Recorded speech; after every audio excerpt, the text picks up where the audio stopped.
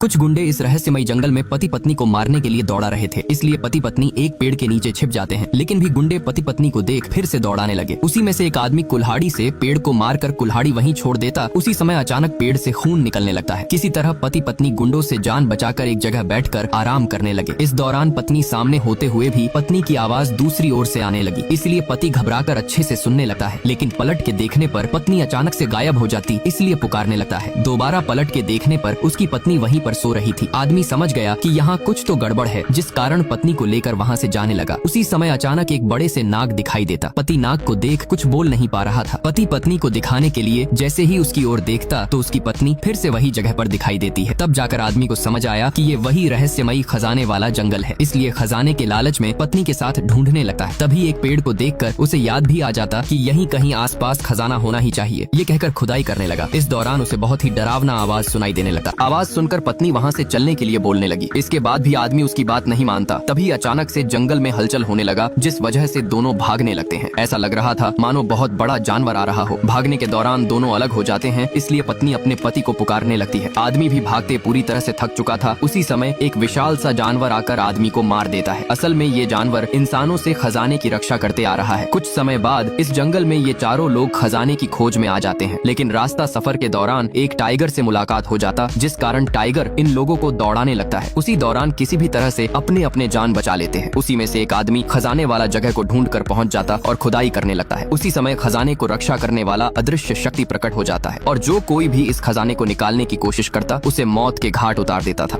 जंगल में खजाना ढूंढते समय इन लोगों को जंगल में रहने वाले इंसान चारों ओर से घेर कर मारने लगते हैं। उसी समय एक चिड़िया को देखकर छोटा कद का आदमी उससे बातें करने लगा, जिस कारण आदमी को छोड़कर भाग जाते हैं। रात होने के बाद जंगल में रहने वाली ये जादूगरनी भी उस अनमोल रत्न को पाने के लिए अपनी शक्ति को बढ़ा लेती है। सुबह होने के बाद एक बूढ़ा आदमी इन लोगों को देख समझ जाता कि ये लोग खजाना ढूंढते हुए यहाँ तक आ पहुँचे हैं, इसलिए बंदी बनाकर अपने घर ले जाता और खजाने के बारे में ये बताते हुए कहा कि हजारों साल पहले नाग जाति को महादेव से प्राप्त हुआ एक नाग रत्न जो बहुत ही शक्तिशाली माना जाता था। लेकिन गरुड़ जात को पता चला कि नाग रत्न अब नागों के पास रखा गया है, जिस कारण रत्न प्राप्त करने के लिए नाग जातियों से युद्ध करने लगे। लेकिन नागों के ऊपर महादेव की कृपा के कारण गरुड़ समाज रत्न हासिल नहीं कर पाए, इसलिए नाग रत्न को सुरक्षित रखने के लिए धरती के अंदर एक माया लोक बनाने लगे। और माया लोक बनाने के लिए उन लोगों ने जो जगह चुने वो है ये जंगल। और इस रत्न को रक्षा करने के लिए एक महाराज के 7 गजानंद को रख दिया गया, जो हजारों सालों से इस नाग रत्न को रक्षा करते आ रहे हैं। ये बूढ़ा आदमी इन लोगों को खजाने के बारे में बता ही रहा था कि बूढ़े को मार खजाने का मैप लेकर भाग जाते हैं। कुछ समय बाद जंगल में चलते वक्त सांप एक आदमी को निगल जाता है, जिस कारण उसका दोस्त डर के भागने लगा। इधर तीसरा आदमी आवाज देते हुए अपने दोस्तों को ढूंढने लगता। उसी समय एक नाग आकर आदमी को जकड़ लेता है, लेकिन एक बाज आकर आदमी को नाग से बचा लिया। इसके बाद भी ये आदमी खजाने की तलाश में निकल जाता है। चलते हुए उसे एक अस्त्र दिखाई देता है। अस्त्र को निकालते ही सीधा खजाने के स्थान पर पहुंच गया और मैप को देखने लगता है। तभी उसे वही बाज चीखने का आवाज सुनाई देता है, लेकिन ये कोई बाज नहीं बल्कि बाज के रूप में एक इंसान था। अचानक जादूगरनी प्रकट होकर आदमी को खजाना खोदने के लिए बोलने लगी। खजाना खोदते समय खजाने का रखवाला गजानंद महाराज क्रोधित होकर रक्षा के लिए आ जाता है। तभी ये दोनों गजानंद को अपनी शक्ति से रोक देते हैं, लेकिन गजानंद के आगे दोनों टीक नहीं पाते। अब जादूगरनी अपनी शक्ति का उपयोग करके गजानंद से युद्ध करने लगी। इस दौरान गजानंद घायल हो गया। इसके बाद भी दोबारा उठकर जादूगरनी को मारकर वहाँ से भगा देता और फिर अपने स्थान पर चला जाता है।